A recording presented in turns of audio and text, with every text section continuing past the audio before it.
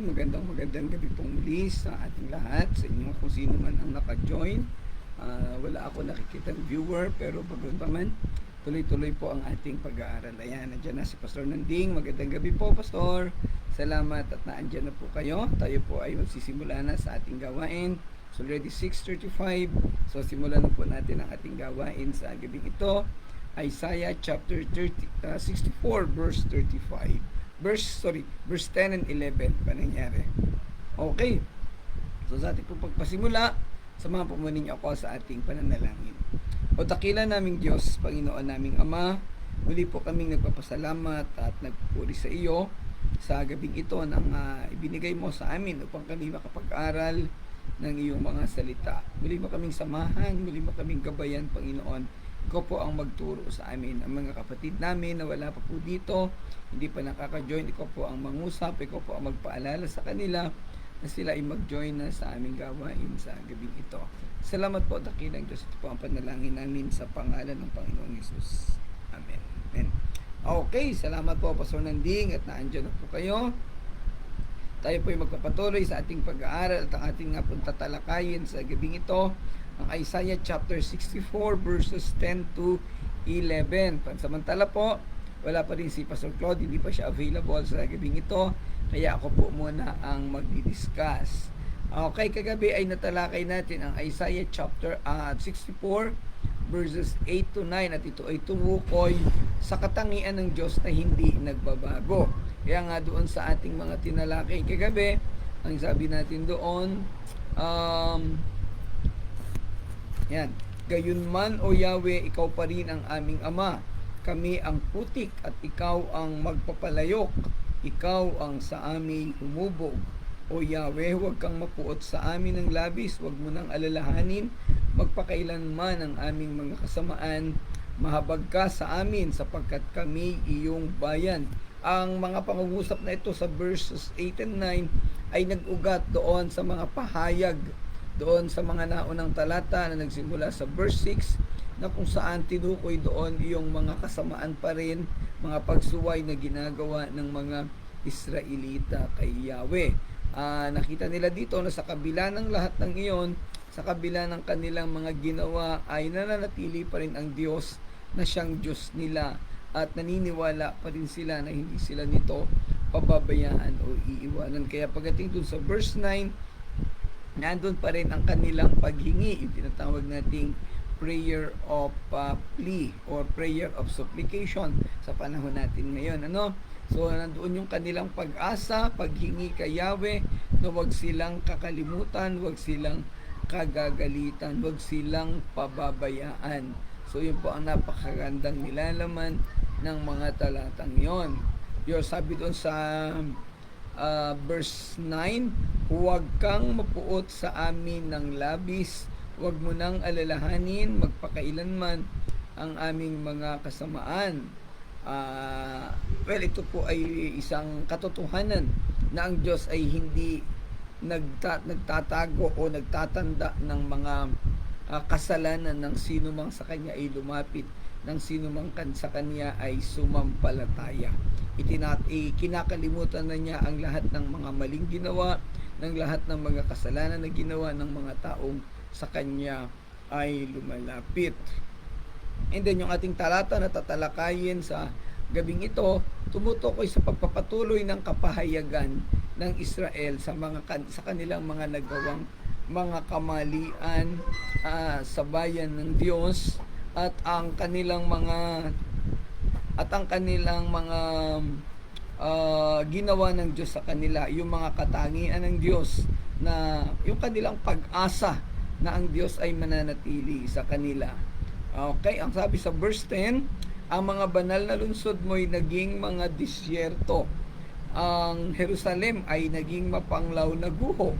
At doon sa verse 11, ang sabi dito, ang aming banal at magandang templo ay sinasambahan ng aming mga ninuno. Ngayon ay sunog na, at ang lahat ng lugar ay nakawili-wiling pagtipunan ay wasak ng tuluyan. So itong dalawang talata na ito ay nagpapakita ng kinahinatnan ng buhay at bayan ng mga Israelita. Magandang gabi, Sir Irene. Salamat sa inyong pag-join sa ating gawain sa gabing ito.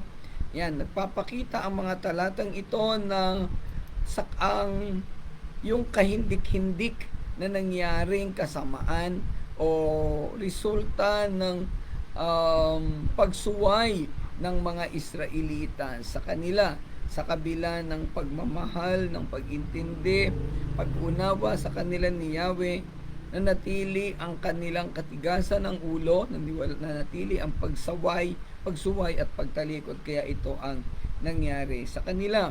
Ang verse 10 ay nagpapahiwatig na ng kalungkutan at pagkawasak ng mga tao ng Israel habang nasasaksihan nila ang pagkawasak ng kanilang tinubuang bayan. Partikular na binabanggit sa talata ang Sion o ang tinatawag nating Jerusalem. Ang espiritual at kultural na puso ng Israel bilang mga guho ay nagpakita ng napakapangit, isang sadlak na sitwasyon. Even yung kanilang templo ay guho, at kaya hanggang sa kasalukuyan nga ay wala silang templo. Pero itong sitwasyon na ito, ang tinutukoy na templo dito ay yung templo na ginawa pa ni Haring Solomon. Yan, dahil sa panahon ng kanilang paglaya, na-restore, na i-rebuild ang templo sa pamamagitan ni Ezra. Ayan. Ang pagkawasak na ito ay hindi lamang pisikal, kundi malalim din sa espiritual, dahil sumisimbolo ito sa sirang ugnayan sa pagitan ng Diyos at ng kaniyang bayan.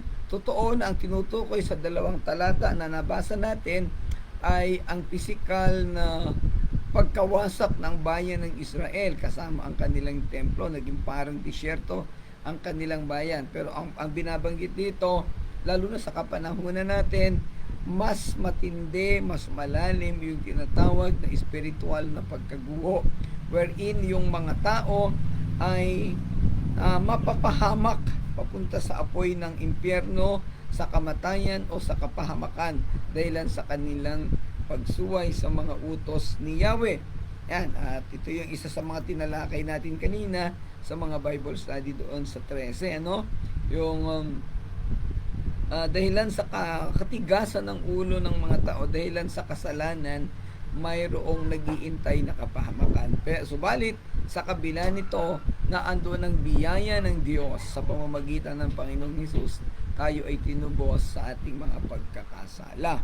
Ang mga sagradong lungsod na tinutukoy dito, na dating mga lugar ng pagsamba at presensya ng Diyos, ay naging mga tiwangwang or deserted, ay desolated dahil sa kasalanan at pagsuway ng mga tao. Ipinahayag ni Isaias ang panagoy na ito sa Diyos. Kinikilala ang matinding pagkawala, ngunit nananawagan din sa Kaniya para sa pagpapanumbalik. Kung ating maaalala sa kasaysayan, ang Jerusalem ay sentro ng gawaing pagsamba. Doon nakatayo ang templo ni Yahweh na siyang pinupuntahan ng mga Israelita simula pa noong panahon na ito ay maitayo, sa panahon nga ni Haring Solomon.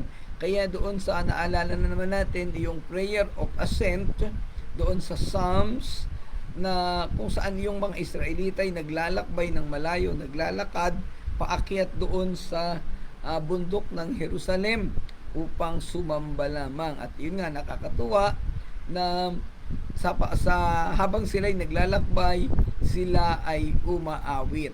At doon nga nabuo yung prayer of ascent or Psalms of ascent na ating tinalakay sa aklat ng mga awit.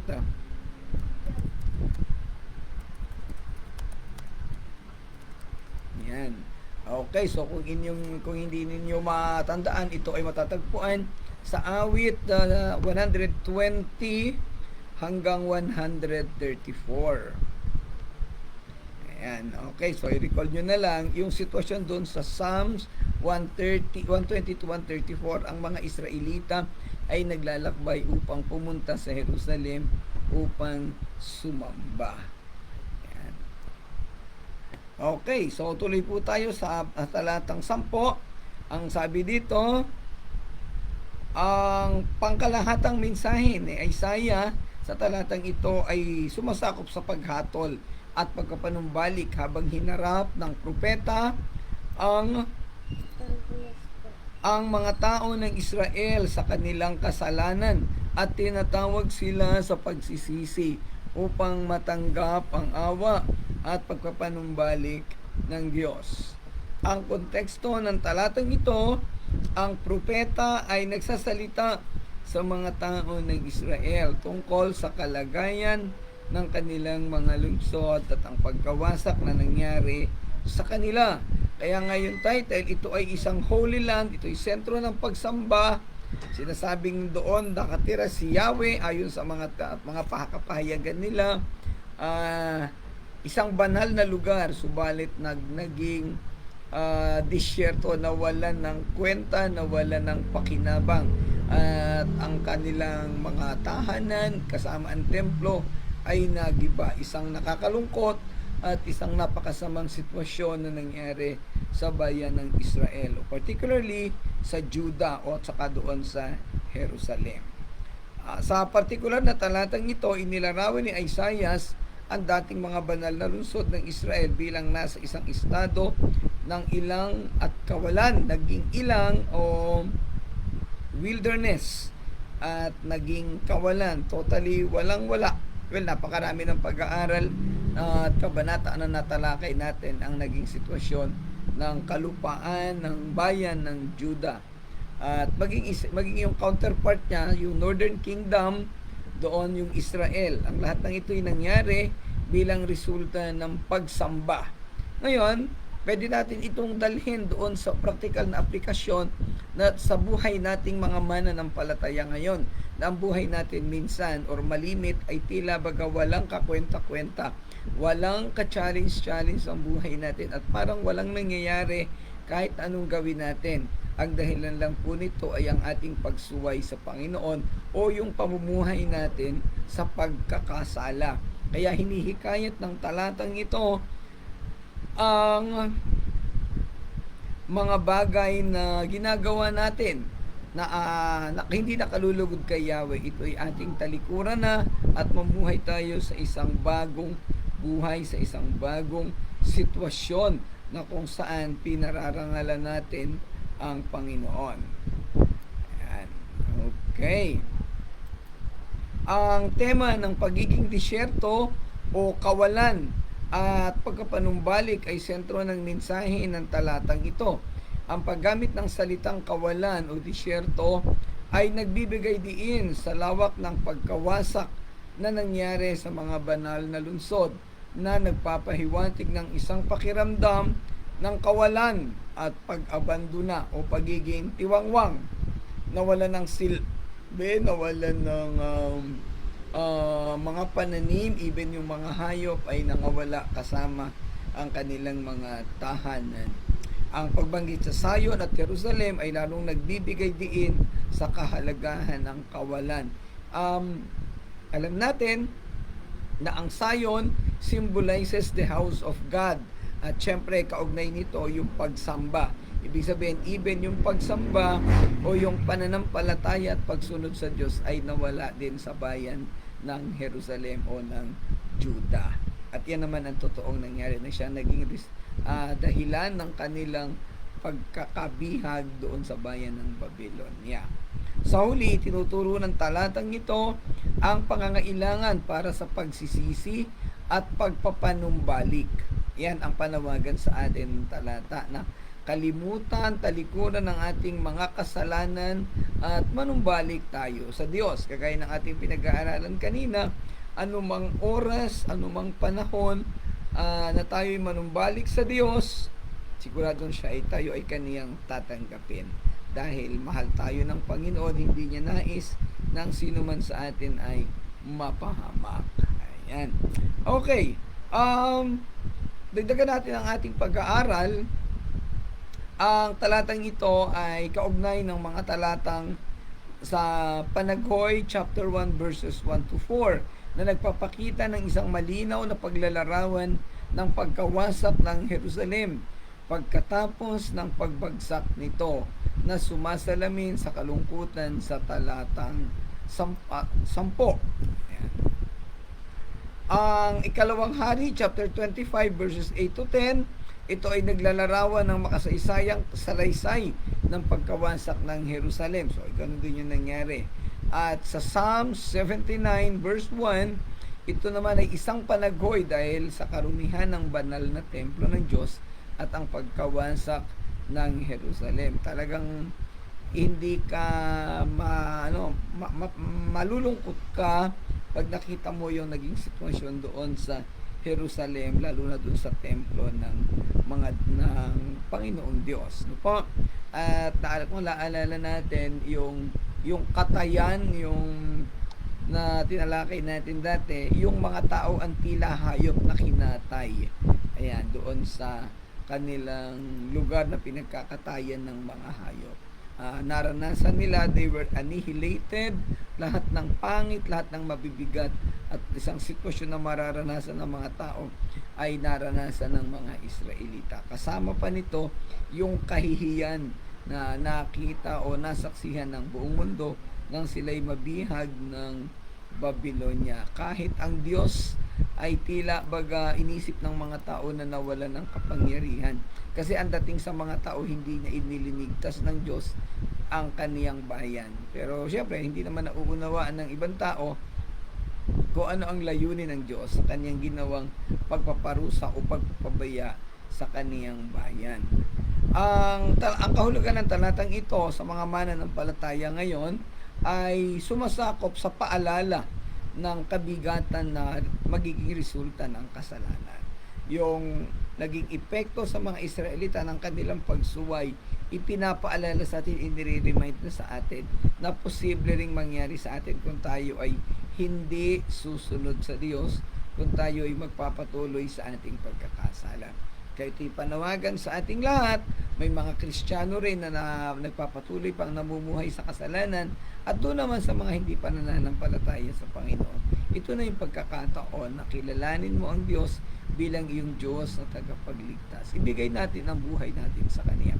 Manampalataya ka sa Kanya, at tayo nang kayo magkaroon ng buhay na walang hanggan. Okay. Paano naman nauugnay ang talatang ito sa ating mapagmahal na Diyos?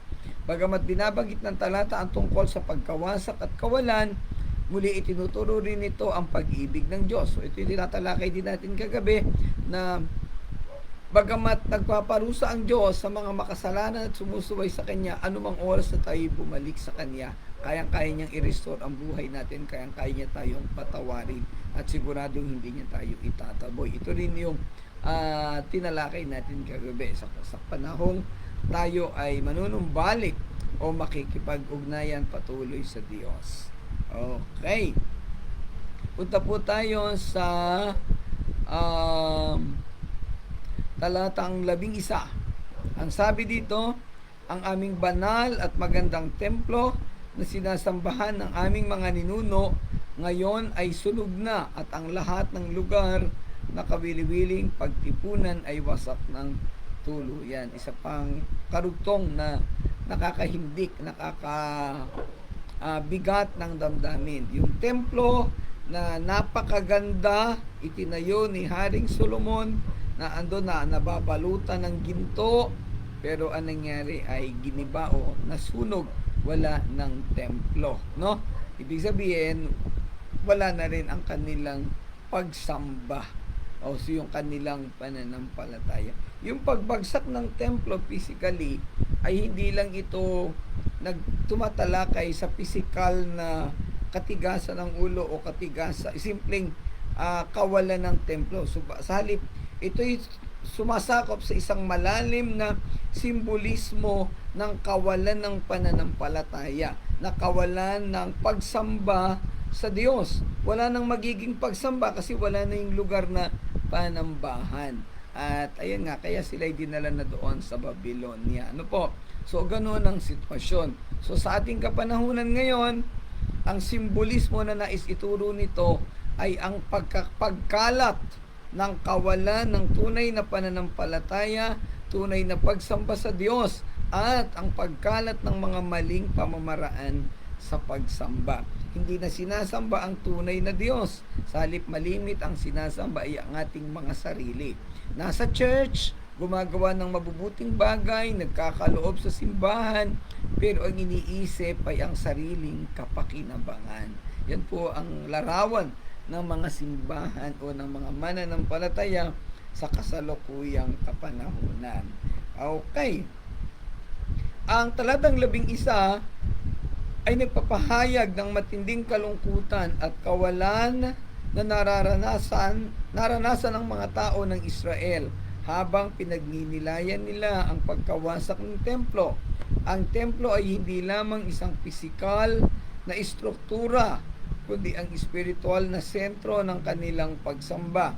Isang lugar kung saan ang presensya ng Diyos ay natatanging naramdaman at kung saan pinuri siya ng mga henerasyon. Yung simbolismo nun actually at yung aktual na kalalagayan, yung kahangahangang pagkatayo ng templo na talaga namang hinangaan ng maraming tao. Maaalala natin sa panahon ni Haring Solomon, maraming mga tao sa iba't ibang bayan na bumisita sa kaniya para tingnan ang kanyang kayamanan at kasama dito yung kagandahan ng templo ng Diyos. Pero sa pagkakataong ito, wala na ang karikata na ito, ang karikitang ito ng templo. Salip, ang natira na lang doon ay wasak at sunog na.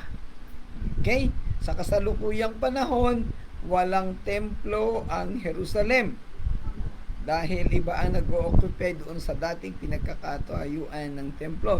Yung temple tomb. Kaya sila'y naandoon lamang sa labas. No? Noong AD 70, nung pagbalik nila sa Jerusalem, itinayo ang templo sa pamamagitan ni Ezra at ito'y pinaganda sa panahon ng Bagong Tipan. Pinaganda, isinaayos ni Herod the Great. Pero noong AD 70, ito ay muling giniba. At hanggang ngayon, wala na silang templo. Itinatayo na daw yung third temple, pero ang simbolismo nitong pagtayo ng third temple ay ang pagdating ng huling kapanahunan o yung end times. Pabalik na ang Panginoong Jesus. Okay. Ang talatang ito ay bahagi ng isang mas malaking sipi sa aklat ni Isaiah na nagpapahayag ng pagsusumamo at panaghoy ni Propeta Isaiah para sa mga tao ng Israel. Ang pagkawasak ng templo sa pamamagitan ng apoy ay sumisimbolo sa mapaminsalang bunga ng kasalanan at paghihimagsik na nag-iiwan sa mga tao ng hiwalay sa Diyos sa paraang parang nahahawakan at hindi na maibalik. Itinatampok ng panaghoy ni Isaiah ang tindi ng pagkawala at ang desperadong pangangailangan para sa interbensyon at pagpapanumbalik ng Diyos. Kailangan ng kapangyarihan ng Diyos para maisaayos ang kanilang buhay. So dito pa lang, sa sitwasyon na to, na-identify na nila, they realize the need for God. Sana sa ating kapanahunan, ma-realize din, maisip din ng mga tao na ang Diyos ay kailangan nila at hindi sila mabubuhay, hindi magkakaroon ng katiwasayan ang kanilang buhay kung sila'y malayo sa Diyos. Pwedeng ma-enjoy nila ang buhay nila dito, sagana sa lahat ng pisikal o material na bagay, pero ang kanilang kaluluwa ay papunta sa kapahamakan. Ang konteksto ng talatang ito ay ang mapanglaw na panalangin ni propeta para sa Diyos na bumaba at iligtas ang kaniyang mga tao. Dumating na sa sukdulan, nagsabi na si Isaiah, Diyos Panginoon, bumaba ka dito at lipulin mo itong masasama at iligtas mo ang iyong bayan. Pero alam ng Diyos kasi kung kailan niya ililigtas ang kaniyang bayan. Not the prayers of anyone, but it's only the schedule of God. Ano po yung kaniyang kaparaanan lamang. Malinaw na inilalarawan ng mga naunang talata ang kalagayan ng pagkawasak at kawalan ng pag-asa na naranasan ng mga Israelita. Inihahalin tulad sila sa isang bansang naging marumi sa espiritual at nagkasala na ang kanilang katuwiran ay inilarawan bilang maruruming basahan. Binibigyang diin ng talatang ito ang kalubhaan ng kasalanan at ang kakayahang guluhin hindi lamang ang mga personal na buhay, kundi pati na rin ang buong komunidad at ang kanilang relasyon sa Diyos. Ang ating kasalanan sa ating kasalukuyang panahon ay kayang guluhin lahat ng aspeto ng buhay natin. Kayang sirain ang ating pagkatao, ang ating pamumuhay, at ang ating kinabukasan, pati ang ating lahat, buong sambahayan, lahat ang ating ginagawa. Kaya nga ito ay panawagan na tayo ay manumbalik na sa Diyos at wag na tayong tumpik-tumpik pa, wag na tayong magmatigas pa dahil ang Diyos ay naghihintay lamang naman sa atin. At kung sakaling tayo ay manumbalik, ay hindi niya naman tayo tatanggihan, hindi niya tayo iiwanan, at siguradong siya ay ating tayo ay kaniyang kakalingain o tatanggapin. Okay, ang paglalarawan sa talatang ito ay may partikular na kahalagahan. Ang banal at magandang templo ay tumutukoy sa templo ng Jerusalem. So alam na natin yan, na isang sentral at sagradong lugar ng pagsamba para sa mga Israelita.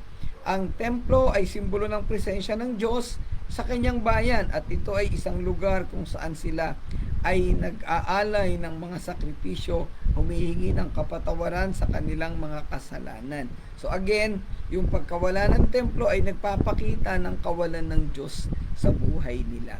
Sa halip sila ay namuhay sa pagkakasala. Sa side ng Diyos, hinayaan ng Diyos na maranasan nila ang mga bagay na ito upang sila ay matuto. Ayan, okay. Bigyan nyo ako ng ilang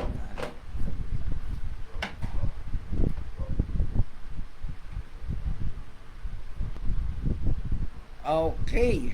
So, ayan po. Ang mga tema ng pagkawasak, pagsisisi at pagkapanumbalik ay sentro ng talatang ito. Nawasak, hinihingi ng pagpapanumbalik, pero kailangan ang pagsisisi. At alam nating lahat, kahit sa buhay nating mga mananampalataya, kung nais nating manumbalik sa Diyos, ang number 1 na ating gagawin ay ang pagsisisi sa kasalanan. Tanggapin natin na tayo nagkasala at pagsisihan ito at tayo ay manumbalik sa Diyos. Tayo ay manampalataya sa Kanya. Yun lang po ang tanging paraan. Kahit na ikay laging nasa simbahan, kahit na kung ano man ang ginagawa mo, kung hindi mo pinagsisisihan ang kasalanan mo, at kung hindi ka nananampalataya, baliwala ang lahat ng iyan. So, iyon lang po ang tanging paraan, ang pananampalataya. Ang talatang ito muli ay nagsisilbing panawagan sa pagmumuni-muni at pagsisisi. Realization. Kailangan maunawaan natin na tayo ay nagkasala at naging pasaway sa Diyos, at talikuran natin ang ating mga ginagawa ito. Ang pagkawasak ng templo at ang pagkawala ng kanilang mga kaaya-ayang bagay ay bunga ng pagsuway at kawalan ng katapatan ng mga Israelita. Nagsisilbi itong paalala na mga kakilakilabot na bunga ng pagtalikod sa Diyos at paglabag sa tupan. Ang panaghoy sa talatang ito ay nagpapahayag ng malalim na pagsisisi sa kanilang mga ginawa at pagkilala sa pangangailangan para sa pagsisisi at pagpapanibago. Iyon ang tanging kailangan. Bagamat ang talata ay nagpapahiwatig ng kawalan ng pag-asa at pagkawasak, tinuturo rin ito ang pag-asa ng pagpapanumbalik. So, paulit-ulit natin itong binabanggit. Kung ang sitwasyon mo ay parang wala nang kapag-asa sa buhay, kung ang iyong kalalagayan ay parang ikaw na lamang ang nagbibigay ng pag-asa sa buhay mo o sa buhay ng kasama mo, na parang wala nang nagmamalasakit sa iyo, tandaan natin kapatid, ang Diyos ay naandyan at nagmamalasakit pa sa atin. Sa usapin ng pagmamalasakit, alam niyo po, yan ang isang common na buhay na nararanasan ng mga pastor. Dala-dala ng pastor ang maraming sitwasyon, maraming kabigatan at problema ng mga simbahan. Pero malimit na nararanasan namin na tila baga walang mga taong dumadamay sa amin. Nag-iisa, isolated lagi. Pero ang isang bagay na napatunayan ko sa mga sitwasyon na yan, sa mga panahon na naghihirap at nabibigatan, ang Diyos ay laging naandyan at kasama natin. Sinasamahan nila kami. Hindi pinababayaan. At hindi lang po yun, Pastor. Lahat po tayo. Ayan. Okay. Kaugnay ng 2 Kings 25 verse 9, salaysay ng pagsunog ng hukbo ng Babylonia sa templo. So, ang lahat ng iyan ay naunawaan na natin at tatalakay natin. Ano ang kahulugan ng talatang ito para sa mananampalataya ngayon? Para sa mga mananampalataya, ang talatang ito nagsisilbing paalala na walang kayamanan sa lupa, gaano man kasagrado, ang maaaring pumalit sa walang hanggang relasyon sa Diyos. Ano man ang possession, ano man yung mayroon ka, Diyos pa rin ang pinakamahalaga. Kaya doon tayo sa pinakamahalaga. Kasi lahat ng mayroon ka, anytime pwedeng tanggalin ng Diyos at anytime pwedeng ibalik. Parang si Job, no?